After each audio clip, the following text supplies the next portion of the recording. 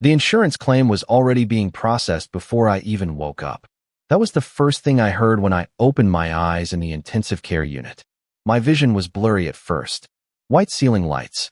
A steady monitor beeping somewhere beside me. The faint smell of antiseptic hanging in the cold hospital air. For a few seconds, I couldn't remember where I was or why my chest felt so tight. Then it came back all at once. The mountain road. The snow falling so heavily I could barely see the lane markers. The Christmas song playing softly through my car speakers. And then the brakes suddenly refusing to respond.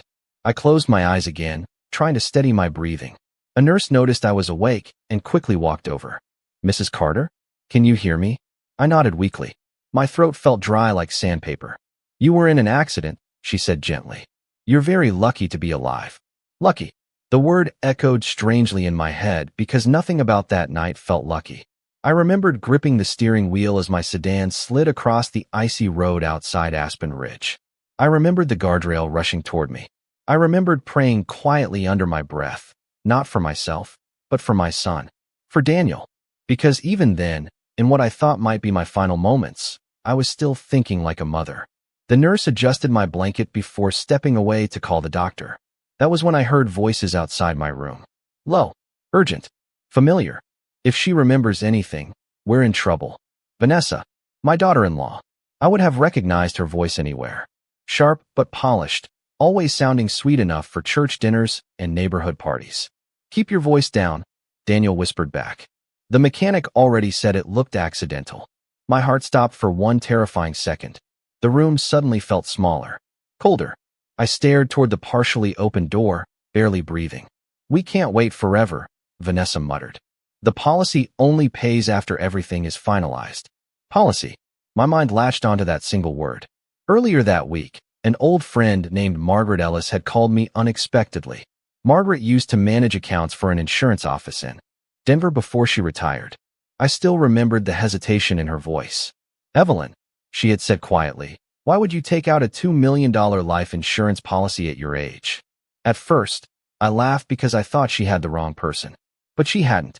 The policy was real, filed under my name, signed with my signature. Only it wasn't my signature.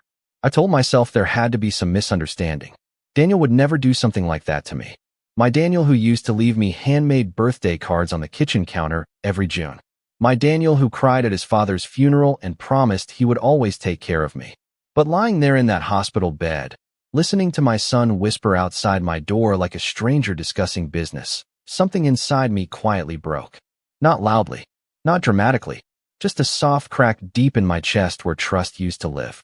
I turned my face toward the dark hospital window and saw my reflection staring back at me. Pale skin, silver hair tangled against the pillow, blue eyes that suddenly looked much older than 68. They thought I was weak. They thought surviving the accident meant I would spend the rest of my life frightened and confused. What they didn't understand was that surviving changed something in me. Because once you realize your own family was preparing for your death, fear stops being the strongest emotion in the room.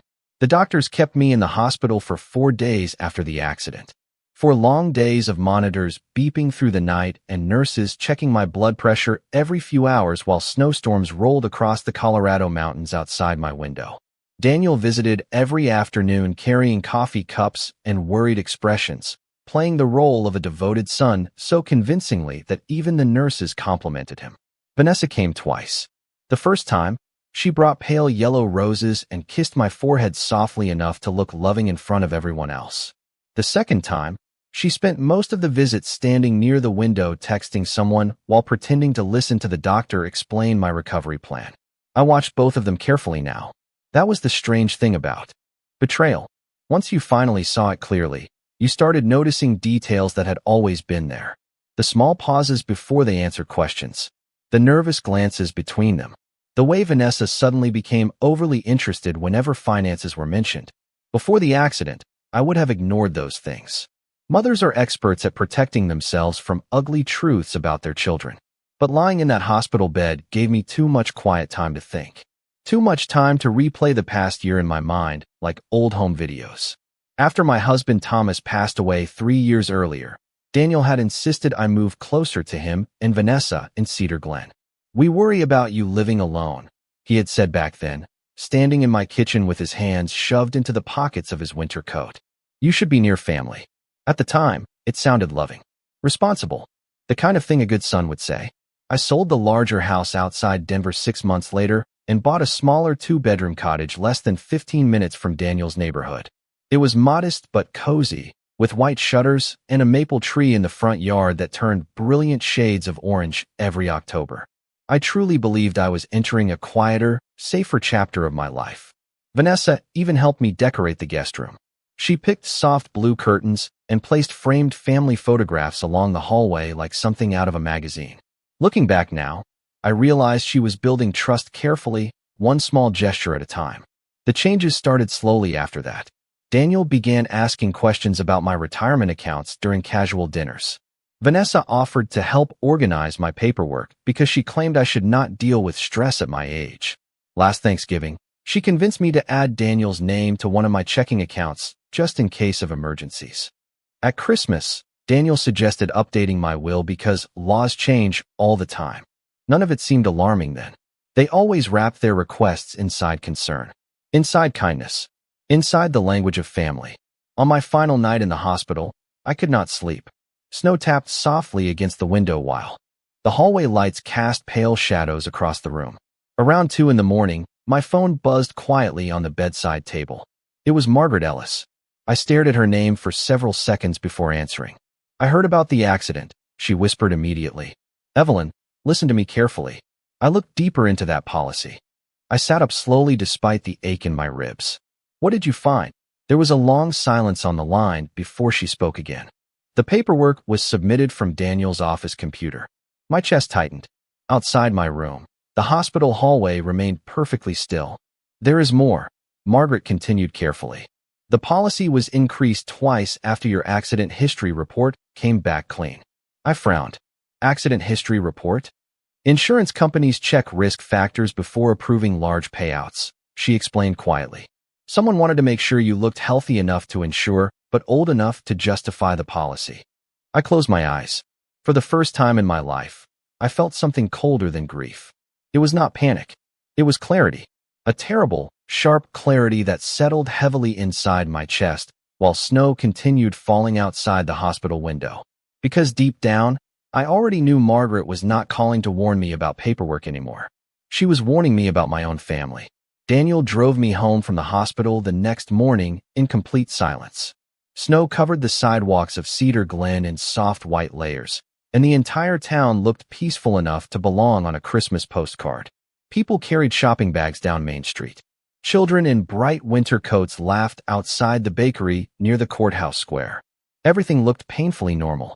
I sat in the passenger seat staring out the window while Daniel kept both hands tight on the steering wheel. Every now and then, he glanced toward me like he was trying to measure something. Fear perhaps, suspicion, guilt. But whenever our eyes almost met, he looked away again. My cottage appeared exactly the way I left it. White shutters, small front porch, the maple tree in the yard now bare from winter. Vanessa had apparently prepared for my return. Because fresh soup simmered on the stove and a folded blanket waited on the couch beside a vase of grocery store flowers. Anyone walking into that house would have believed I was surrounded by love. You should rest, Vanessa said softly while helping me remove my coat. The doctor said stress is bad for recovery. Her voice was gentle, too gentle.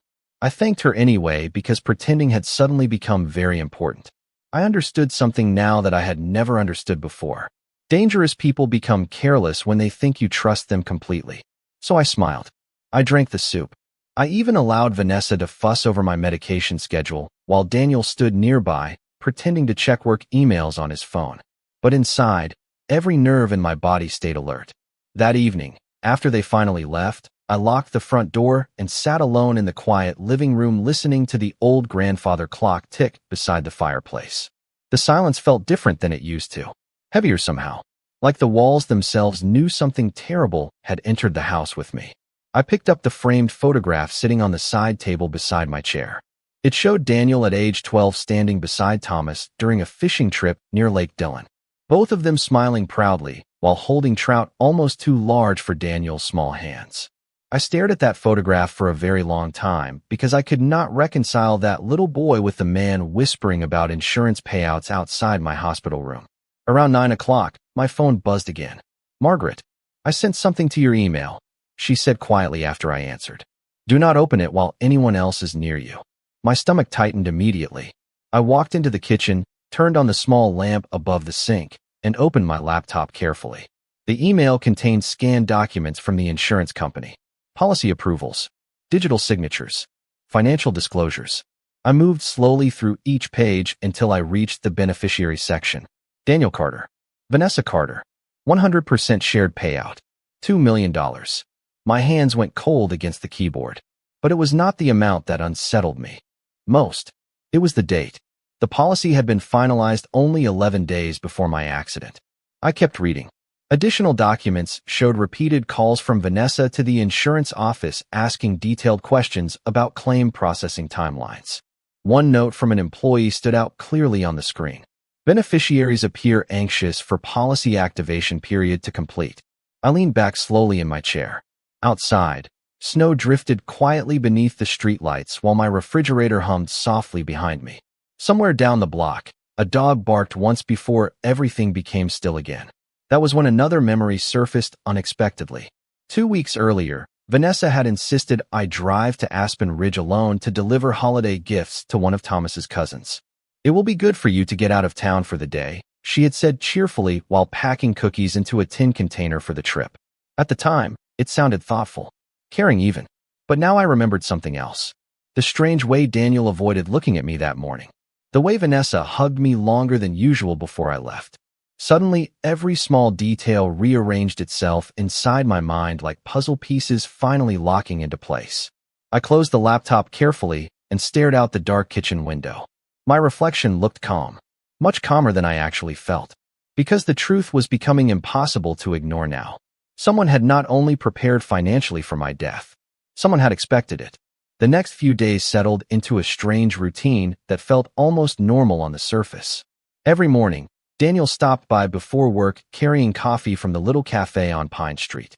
Vanessa called twice a day to check whether I needed groceries or medication refills. They smiled often, too often. It was the kind of careful kindness people perform when they know they are being watched. And now, I was watching everything. On Thursday afternoon, Daniel arrived with a stack of papers tucked neatly inside a leather folder.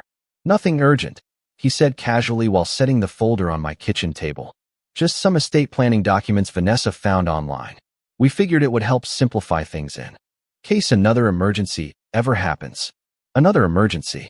The words lingered in the room like cold air slipping through a cracked window. I poured tea slowly into 2 mugs while pretending not to notice how tense his shoulders looked.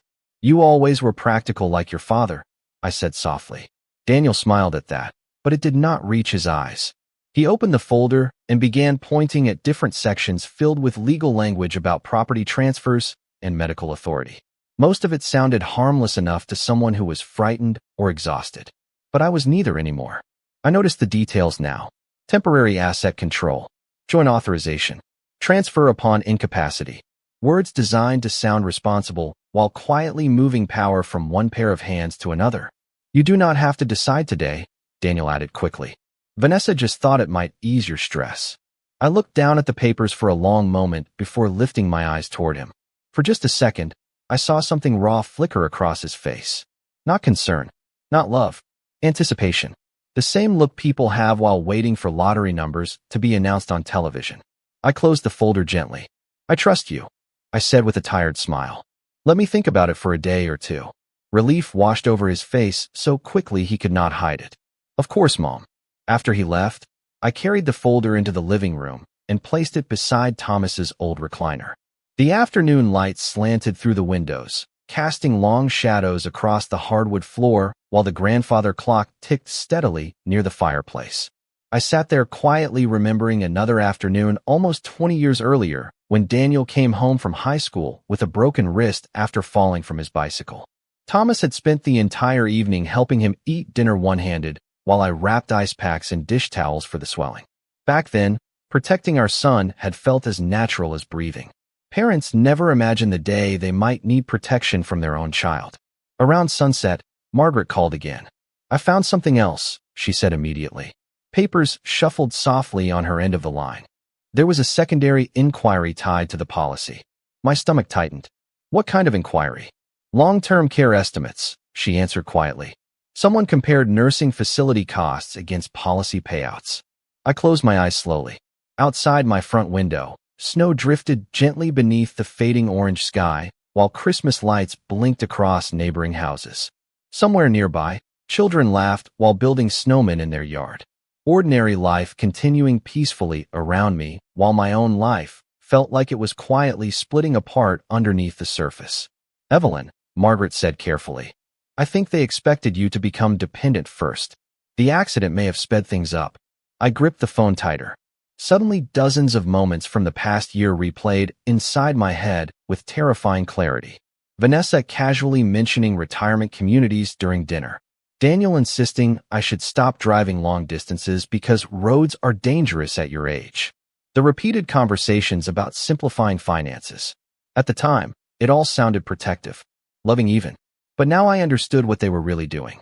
They were preparing my life to become smaller before they erased it completely. I walked into the kitchen after the call ended and stood silently beside the sink. My reflection stared back faintly from the dark window above it. Older now, sharper somehow. I no longer felt confused about what was happening around me. Confusion had been replaced by something quieter and far more dangerous. Patience. Because if Daniel and Vanessa truly believed I was weak enough to manipulate, then they had already made the biggest mistake of their lives. 2 days later, I signed the papers.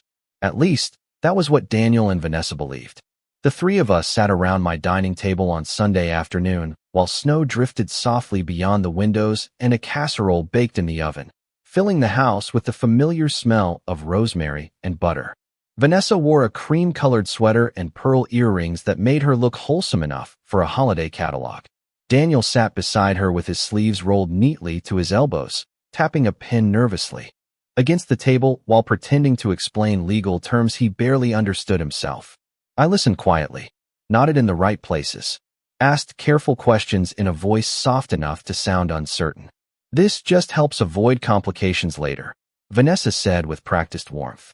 You know how difficult probate can become for families. Families. The word almost made me smile. Instead, I adjusted my reading glasses slowly and looked down at the documents spread across the table. The papers they handed me were not the originals anymore. I had already spent the previous afternoon meeting privately with an attorney named Richard Halston in Denver. Margaret recommended him after hearing everything that happened. Richard was in his late 60s, calm and observant, with the kind of sharp eyes that noticed details other people missed. He listened to my story without interrupting once. When I finally finished, he leaned back in his chair and folded his hands carefully across his desk. Mrs. Carter, he said quietly, I believe your family expected grief to make you vulnerable. I stared at the snow falling outside his office window while he continued reviewing the insurance paperwork. What do we do now? I asked. Richard's expression remained steady. We let them believe their plan is working. So while Daniel and Vanessa sat confidently in my kitchen discussing trusts and emergency medical authority, the documents in front of them had already been replaced with harmless copies prepared by Richard himself. The signatures they collected that afternoon gave them absolutely nothing. Still, I pretended exhaustion afterward.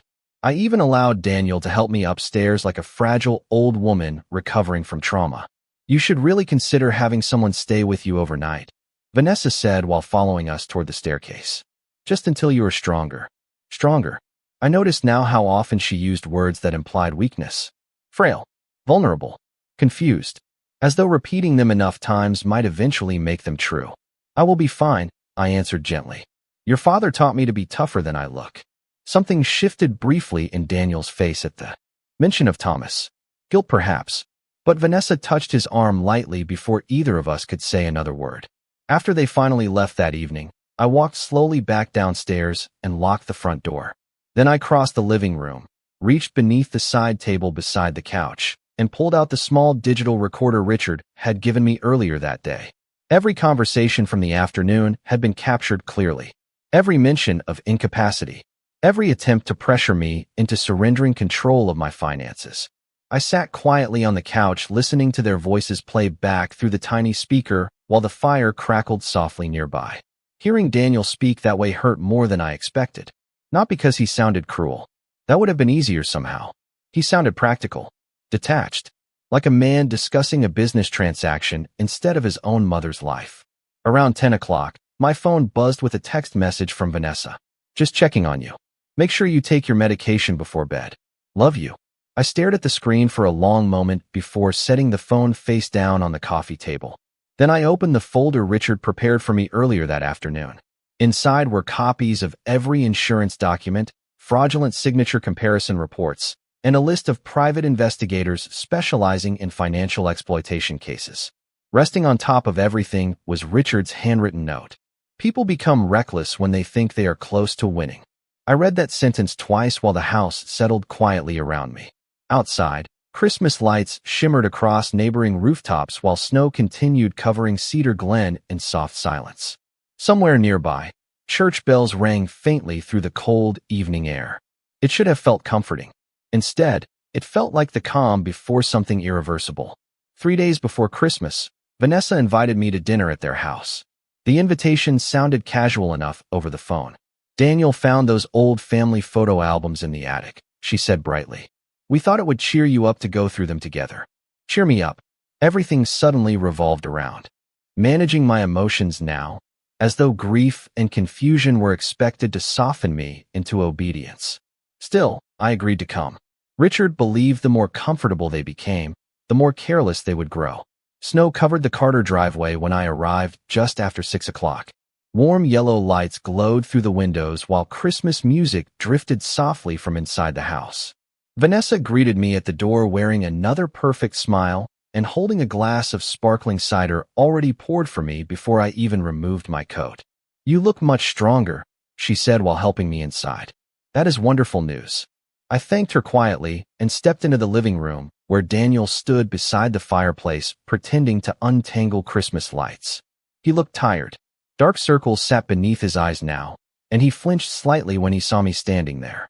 Guilt had begun settling into him, whether he wanted it to or not. Dinner was roast chicken, mashed potatoes, and green beans with almonds arranged carefully in white serving dishes Vanessa only used during holidays. Everything looked warm and ordinary. That seemed to be the cruelest part of betrayal. It almost always happened in ordinary rooms with soft lighting and polite conversation. Halfway through dinner, Vanessa reached for my hand across the table. We have been talking, she said gently. And honestly, we worry about you being alone after the accident. Daniel stared down at his plate while she continued speaking. You could stay here for a while, just until you fully recover. I looked at both of them quietly before taking another sip of cider. That is generous, I answered softly. Vanessa smiled immediately. Too quickly. Family takes care of family. There it was again. That word. Family. The same word people use while quietly stealing from each other behind closed doors. After dinner, Daniel disappeared into the garage, claiming he needed to fix a broken shelf before the next snowfall. Vanessa remained in the kitchen washing dishes while I sat alone in the living room beside the Christmas tree. The house smelled faintly of cinnamon candles and pine needles. Framed wedding photographs lined the hallway walls while holiday cards from neighbors rested neatly along the mantel. From the outside, they looked like the perfect American couple building the perfect suburban life together. I almost believed it myself until I heard Vanessa's voice drifting from the kitchen. She is starting to trust us again, she whispered. Silence followed before another voice answered quietly through speakerphone. A man's voice this time. Then finished transferring the accounts before she changes her mind. My chest tightened instantly. I sat perfectly still in the armchair while Christmas lights blinked softly beside me. Vanessa lowered her voice further, but I could still hear enough. The attorney delayed everything after the accident, she muttered irritably. Daniel is getting nervous. Then keep him focused, the man replied. Once the medical authorization goes through, the rest becomes easier. Medical authorization. My mind raced immediately back to the papers Daniel tried convincing me to sign. The room suddenly felt colder despite the fire crackling nearby. I carefully slipped my phone from my purse and activated the recording app Richard installed earlier that week. My hands remained steady now. That surprised me most of all. A month earlier, hearing something like this would have shattered me completely. But betrayal had a strange way of sharpening survival instincts. Vanessa eventually walked back into the living room, carrying fresh coffee and smiling as though nothing had happened. "Everything okay?" she asked sweetly. I returned her smile calmly. "Of course." For several seconds, we simply stared at each other across the glowing Christmas tree. I wondered if she could sense the shift inside me now. Not fear anymore. Not grief. Something quieter. More controlled. Because for the first time since the accident, I realized something important. Daniel and Vanessa believed they were slowly cornering an old woman with nowhere else to go. What they did not realize was that every lie they told was building the case that would eventually destroy them. Christmas Eve arrived wrapped in fresh snow and silence. Cedar Glen looked beautiful that morning.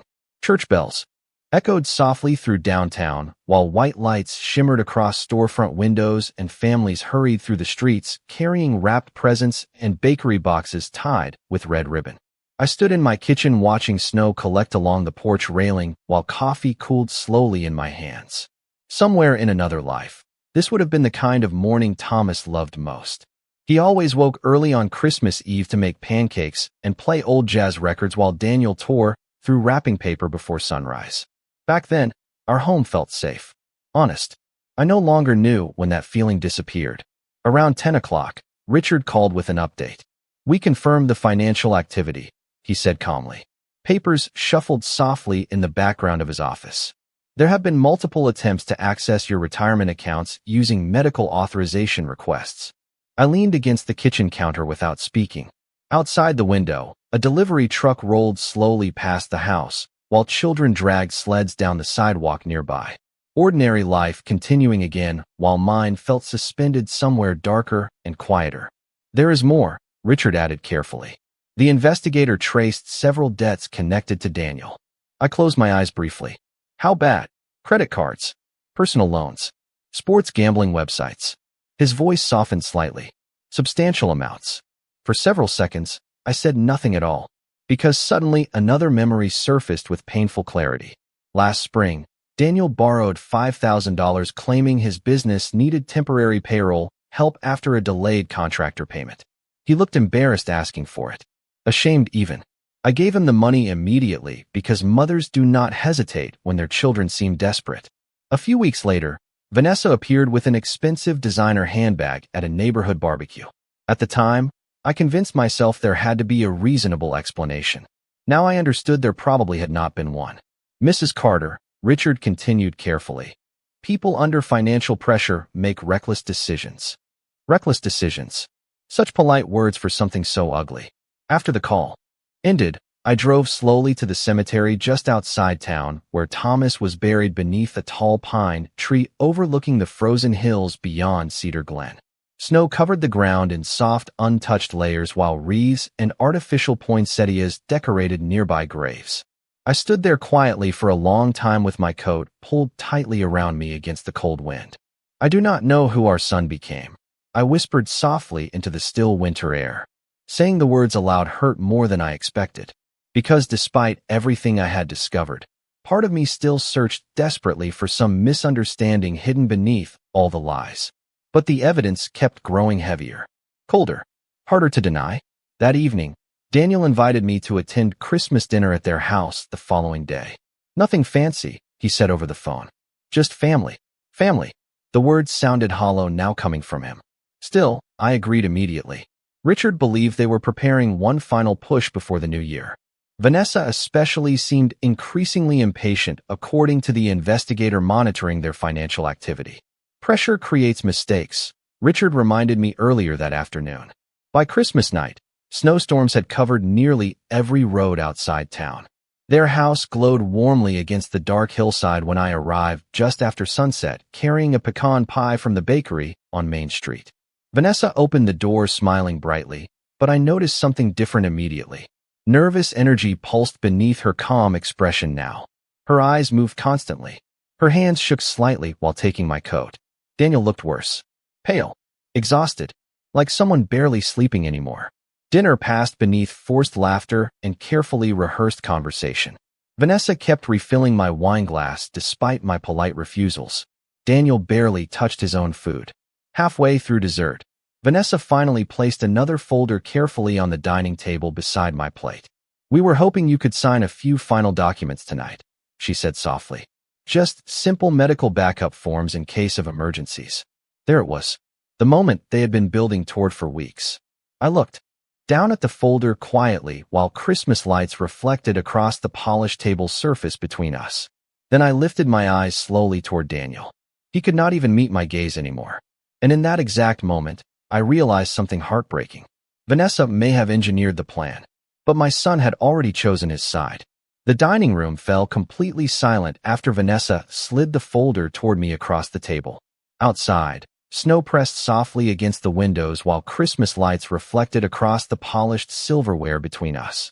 Somewhere in another room, an old Bing Crosby song played quietly through hidden speakers, making the entire moment feel strangely unreal. I looked down at the papers without touching them. Medical authorization forms, temporary financial access agreements, emergency care directives. The language sounded harmless to anyone reading quickly, responsible even. But Richard had already shown me what the clauses actually meant. Control, access, authority.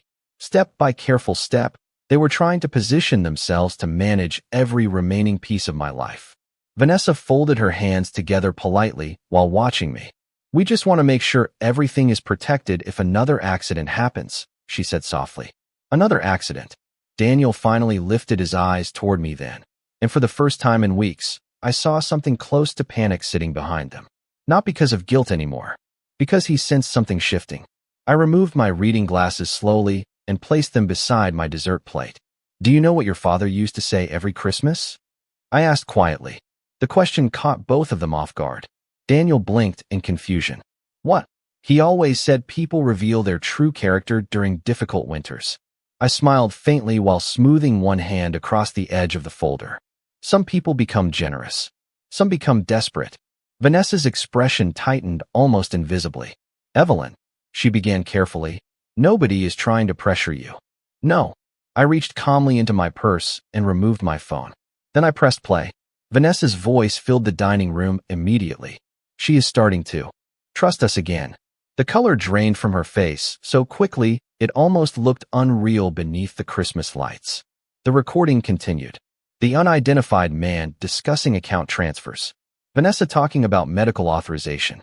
Every word perfectly clear in the silence. Daniel stared at the phone like he no longer recognized the woman sitting beside him. "Mom," he whispered weakly. I held up one hand gently, and he stopped speaking. "No," I said quietly. "You have both done enough talking." Vanessa suddenly pushed back from the table. "You recorded me?" Her voice cracked sharply now, all sweetness gone. "You manipulated an old woman who trusted you," I answered calmly. "I would say we both made surprising choices this year." Daniel buried his face briefly in his hands while the recording continued playing softly between us. I studied my son carefully then, really studied him. The deep exhaustion beneath his eyes, the trembling in his fingers, the look of a man who stepped too far into something ugly and no longer knew how to escape it. "How much debt?" I asked quietly. His head lifted slowly. "What? How much did you owe?" For several seconds, neither of them spoke.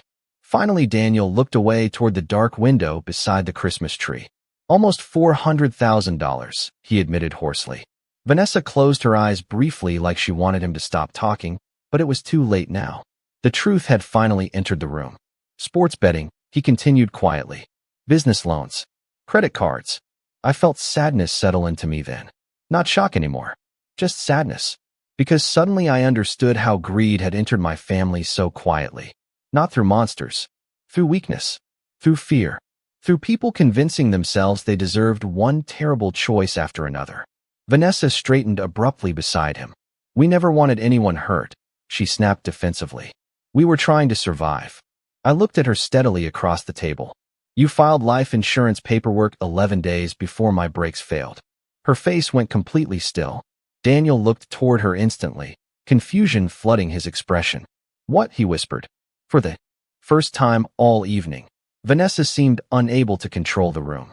"Daniel," she began carefully, "that is not what this looks like."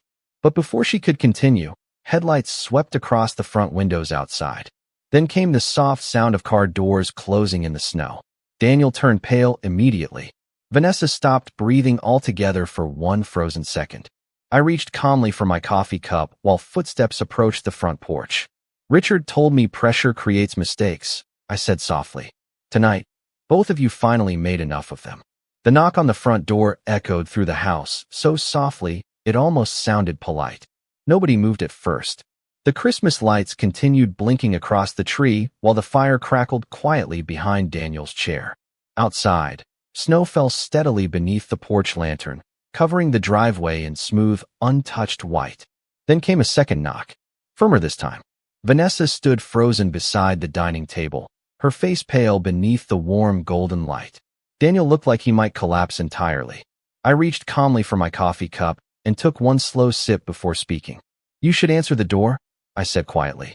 Daniel swallowed hard, but did not move. Finally, Vanessa stepped toward the entryway with stiff, mechanical movements while I remained seated at the table. Through the hallway, I heard muffled voices, then heavy silence.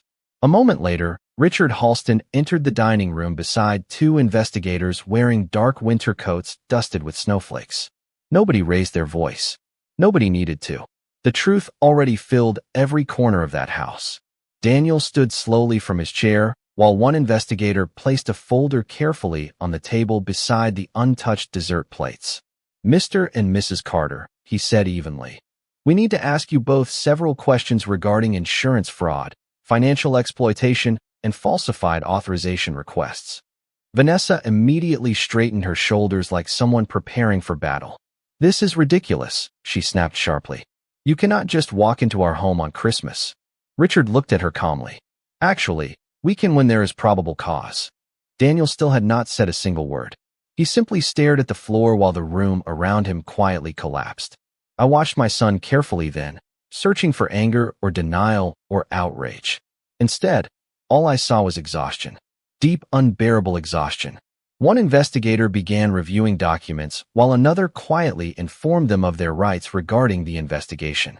Vanessa tried interrupting several times, insisting everything had been a misunderstanding, but each explanation grew weaker against the evidence stacked neatly across the dining table. Recorded conversations, insurance records, fraudulent signatures, financial transfers. Piece by piece, the fantasy they built together disappeared beneath plain facts. Then Daniel finally spoke. His voice sounded small somehow, younger than 40 years old. "Mom," he whispered, "I never wanted this to happen." I looked at him for a long moment before answering. "That stopped mattering when you allowed it to continue." Tears filled his eyes instantly, but I felt no satisfaction seeing it. Only grief. Quiet grief for the little boy standing beside Thomas at Lake Dillon all those years ago. The boy who once cried after accidentally stepping on a bird in our backyard because he could not bear the thought of hurting something smaller than himself. Somewhere along the way, fear and greed hollowed that boy out until I barely recognized the man sitting in front of me now. Vanessa reached for Daniel's arm desperately. "Do not say another word," she hissed under her breath. But he gently pulled away from her for the first time all evening. "I am tired," he said quietly without looking at anyone. "I am just tired." Nobody spoke after that. Outside, church bells rang faintly across Cedar Glen announcing midnight Christmas services while snow continued falling over the dark streets. Eventually, the investigators escorted Daniel and Vanessa outside for further questioning, while Richard remained behind with me in the dining room. The house felt strangely empty once they were gone. The fire still glowed softly. Half-full wine glasses remained beside untouched pie slices. Wrapping paper sat beneath the Christmas tree waiting for a celebration that would never happen. Richard loosened his scarf slowly and looked toward me. "Are you all right?" he asked gently. I thought about the question carefully before answering. Then I looked around the quiet room one last time. "No," I admitted softly, "but I will be." 3 months later, I sold the cottage in Cedar Glen and moved to a small lakeside town in northern Colorado where mornings smelled like pine trees and fresh coffee instead of fear. I volunteered twice a week helping elderly women navigate financial paperwork after losing spouses or family support. Sometimes they arrived embarrassed, confused, heartbroken. I understood all of it now. But every evening, when the lake turned silver beneath the setting sun and the mountains darkened quietly in the distance, I reminded myself of one thing. Surviving betrayal does not make you weak. Sometimes it is the very thing that finally teaches you how strong you really are.